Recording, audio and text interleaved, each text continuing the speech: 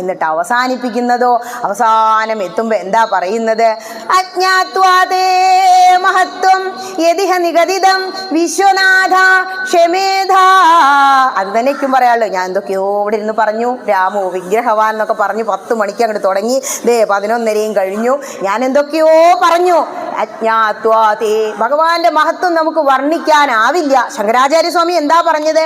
അവസാന സമയത്ത് പറയാ, കൃഷ്ണ ഞങ്ങൾ 3 തെറ്റുകൾ ചെയ്തു കേട്ടോ. എന്താ? വർണ്ണിക്കാനാവാത്ത അങ്ങയെ വർണ്ണിക്കാൻ വേണ്ടി ഒരുപാട് ഗ്രന്ഥങ്ങൾ രചിച്ചില്ലേ. ഞാൻ ഭാഷകൾക്കൊക്കെ അതീതനാണ് ഭഗവാൻ. അങ്ങയെ കുറിച്ച് എന്തൊക്കെയോ രചിച്ചു വെച്ചു. അങ്ങയുടെ ആ ശക്തി ഈ തിരുനടയിലാന്ന് കരുതി ഒരു ക്ഷേത്രത്തിന് മുമ്പിൽ നിന്ന് ഞാൻ തൊഴുതു പ്രാർത്ഥിച്ചു.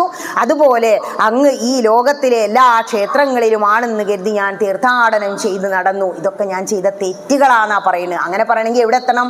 അങ്ങ് എത്തണം. ആചാര്യസ്വാമി 32 വയസ്സായപ്പോഴേക്ക് സർവ്വ ഗ്രന്ഥങ്ങൾക്കും വ്യാഖ്യാനം എഴുതി. അപ്പൊ എവിടെ എത്തിയിട്ടുണ്ട്? അങ്ങനെ എത്തുന്നവർക്കേ അത് ചിന്തിക്കാൻ പറ്റൂ. സന്യാസിയായ ക്ഷേത്രത്തിൽ വരണ്ട പറയും. നമ്മൾ അങ്ങനെയൊന്നും എത്തിയിട്ടില്ല കേട്ടോ. ഇപ്പൊ ആചാര്യസ്വാമി അങ്ങനെ പറഞ്ഞു എന്ന് ടീച്ചർ പറഞ്ഞു എന്നിട്ടൊന്നും ചെയ്യാതിരിക്കരുത്.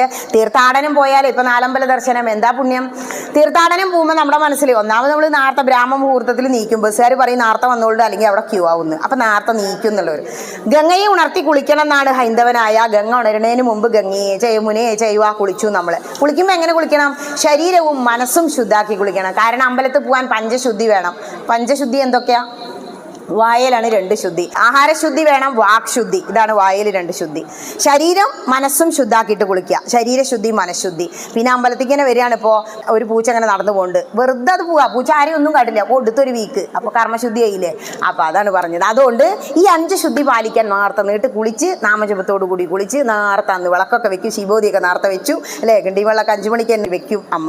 അപ്പോൾ അതൊക്കെ പാലിക്കും തീർത്ഥാടനം പോകുമ്പോൾ. എന്നിട്ടാണ് കയറി കഴിഞ്ഞാലോ എല്ലാവരും നാമജപവും കീർത്തനവും അങ്ങനെ പോയിട്ടേ കാര്യമുള്ളൂ തീർത്ഥാടനത്തിന് കേട്ടോ. അതിനുള്ളിലാണ് കയറി കഴിഞ്ഞാല് ജപം, രാമസ്തുതിയ.